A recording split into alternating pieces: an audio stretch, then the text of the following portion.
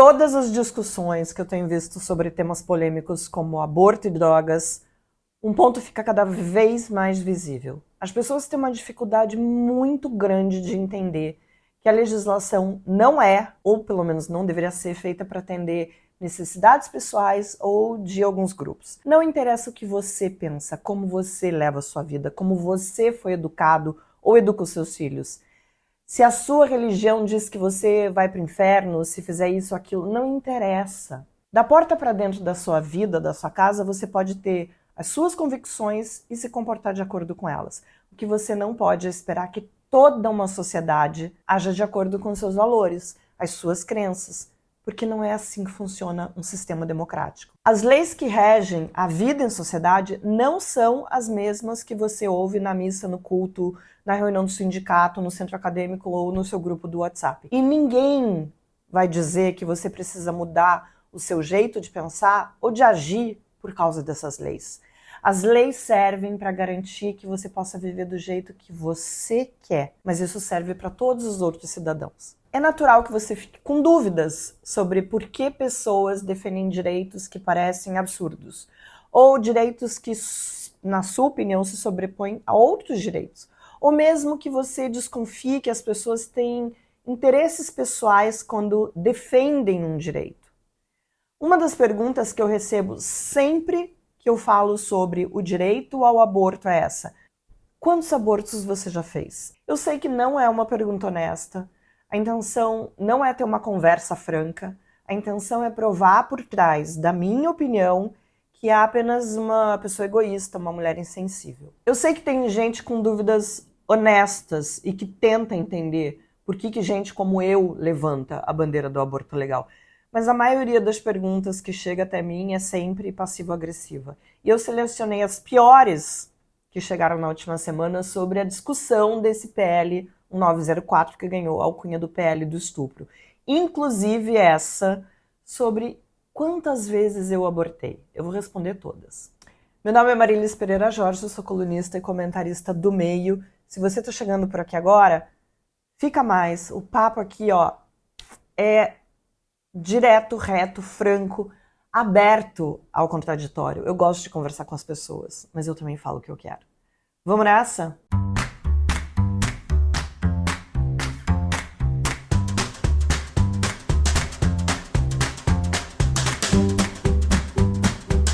Eu vou começar pela pergunta mais cruel. Vamos lá.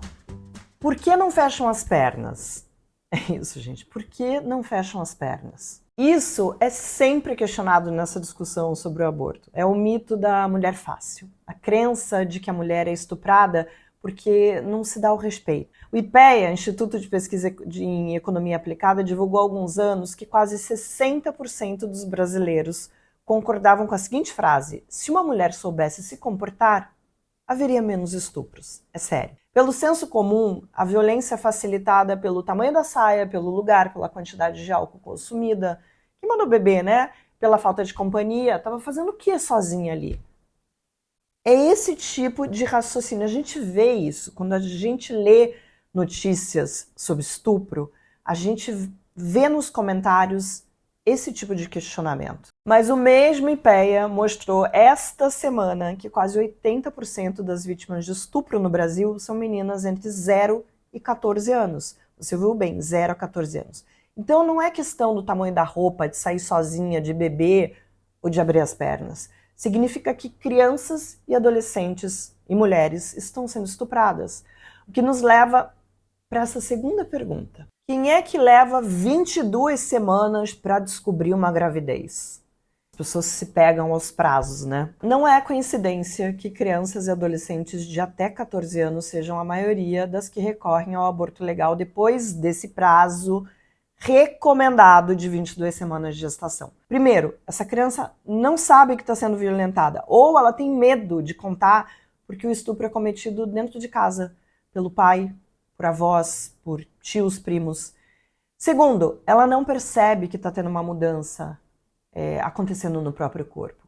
Quanto mais criança, mais esses sinais podem demorar a aparecer. Ou seja, a violência e a gravidez só são constatadas num estágio muito avançado. É quando começa uma via crucis, que passa pela exigência de consultas com psicólogos, com assistentes sociais, mais exames, burocracias mil, com o único intuito, gente, de inviabilizar o aborto. É por isso que tem gente que leva 22 semanas para se submeter a um aborto. Porque até essa criança ou essa mulher ter acesso ao aborto, o tempo passou. O Brasil tem hoje cerca de 100 serviços cadastrados para realização do aborto legal, mas nem metade funciona. Veja, nem 50 lugares num país do tamanho do Brasil. Você entende porque já seria difícil mesmo se tudo seguisse de acordo com o calendário imaginário na cabeça das pessoas? Nos serviços que existem, sabemos que muitos profissionais têm se negado a cumprir a lei por questões morais, ou seja, minha religião não permite, então eu não vou fazer o que na verdade é uma determinação do Estado. A gente sabe de histórias de meninas e mulheres que foram obrigadas a ver ultrassom ou ouvir o coração do feto batendo. Essa semana, com todas essas notícias, veio à tona o caso de uma menina de 14 anos estuprada pelo marido da avó, uma adolescente que só descobriu a gravidez quando reclamou para a mãe que a barriga estava mexendo. Vocês não sentem uma tristeza quando leem uma história dessa? Ela já estava na 29ª semana de gestação, tinha sido ameaçada de morte pelo homem, que, claro, fugiu quando esse caso foi denunciado. Sério, alguém com um pouco de empatia não consegue ver a tragédia na vida dessa menina? Essa pergunta aqui é clássica. Se foi estuprada, por que não usa a pílula do dia seguinte? Bem, a pílula do dia seguinte só pode ser usada até 72 horas depois da relação. Primeiro, a gente cai novamente nos casos de estupro de vulnerável que não são relatados nesse prazo, quase nunca. Mas vamos focar nos casos que chegam aos hospitais. Na prática, existe um protocolo de atendimento que inclui exames clínicos, suporte emocional e medicação para possíveis doenças sexualmente transmissíveis e também a pílula do dia seguinte. Na prática, a gente ouve relatos de mulheres que enfrentam burocracia, má vontade e julgamento. Quando elas finalmente conseguem ser atendidas, o prazo para o uso da pílula do dia seguinte já passou. Já se passaram vários dias.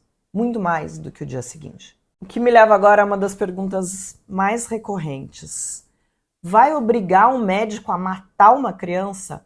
Gente, nenhum médico é obrigado a realizar um aborto, mas é dever do Estado da assistência à mulher nos 3 casos previstos por lei: estupro, risco de vida para a mãe e anencefalia.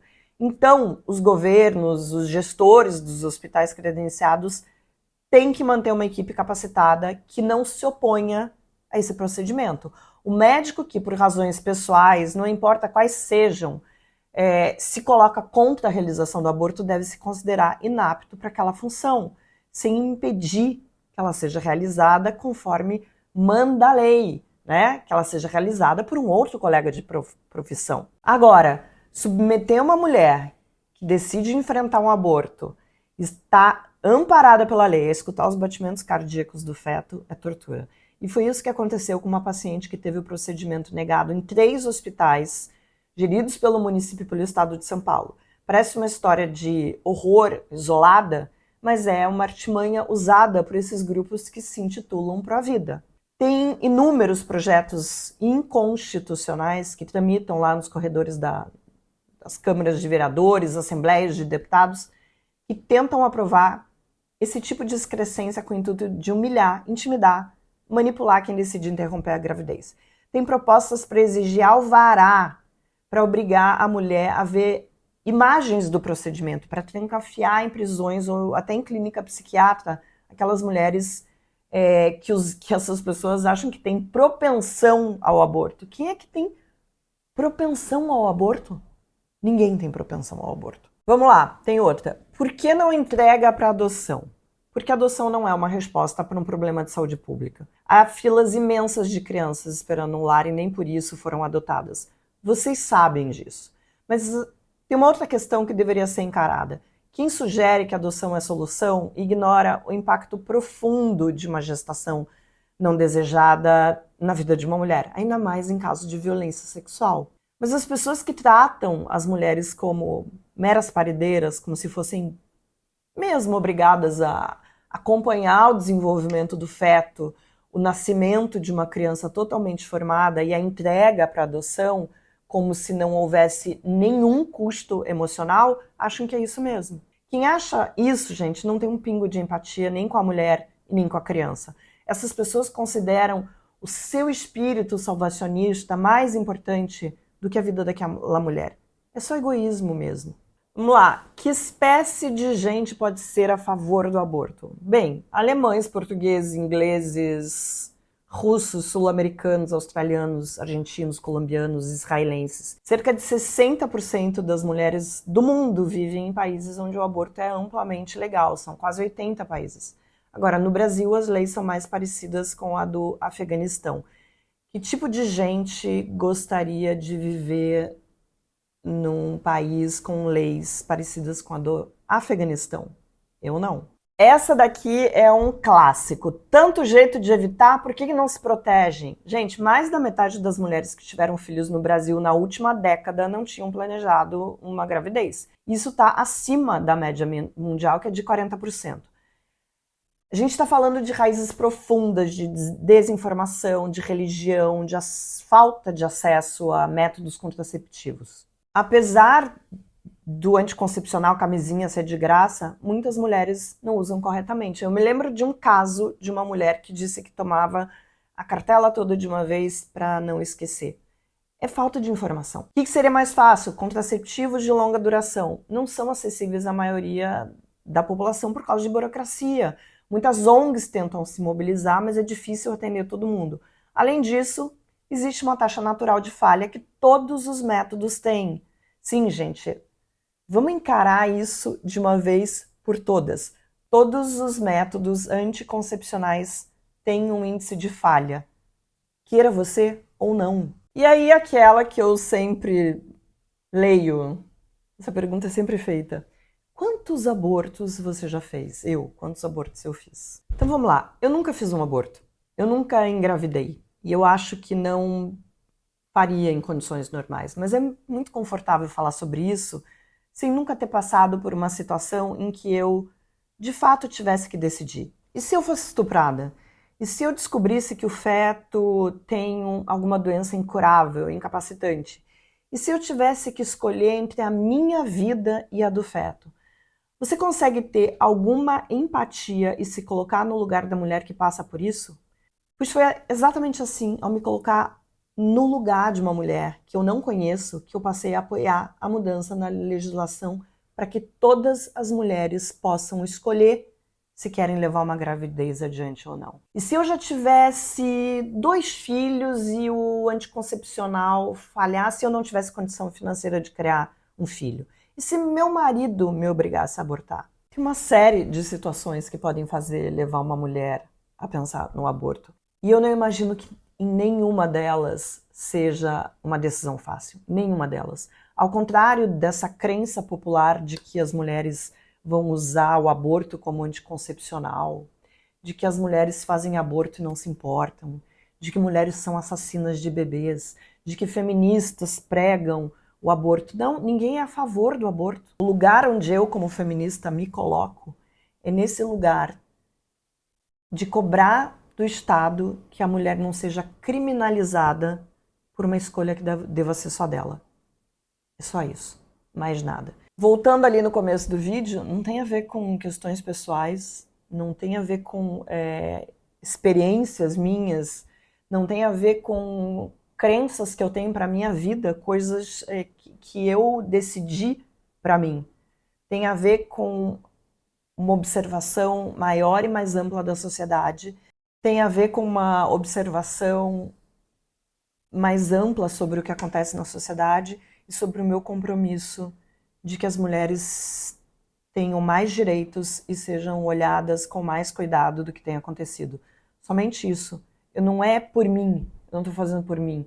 A legislação não tem a ver com os meus desejos, com o jeito que eu levo a vida. A legislação ela tem que contemplar a sociedade como um todo. Quem recorre ao aborto está frágil, mas em vez de acolhimento, dá de cara com uma sociedade que acredita que só precisa ajudar a aflorar a maternidade numa mulher que não quer ser mãe.